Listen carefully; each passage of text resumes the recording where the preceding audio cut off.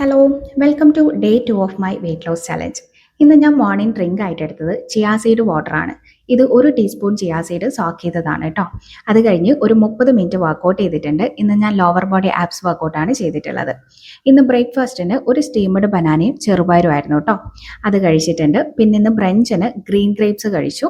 ലഞ്ചിന് റൈസും ചീരത്തോരനും സാമ്പാറും ഒരു എഗ്ഗും ആയിരുന്നേ കഴിച്ചിട്ടുണ്ടായിരുന്നത്.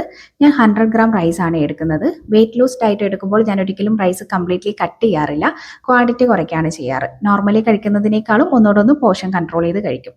ഡെയിലി റൈസ് ഒക്കെ എടുക്കുന്നവരുണ്ടെങ്കിൽ വെയിറ്റ് ലോസ് ഡയറ്റിലേക്ക് വരുമ്പോൾ കംപ്ലീറ്റ്ലി കട്ട് ചെയ്ത് കഴിക്കരുത്, അത് നമ്മളെ കൂടുതൽ വീക്ക് ആക്കുകയുള്ളൂ. സോ 100 ഗ്രാം റൈസൊക്കെ നമുക്ക് ഡെയിലി ആഡ് ചെയ്യാം കേട്ടോ. അതേപോലെ ഈവനിങ്ങിൽ ഒരു നട്ട്സ് ബോൾ കഴിച്ചിട്ടുണ്ട്.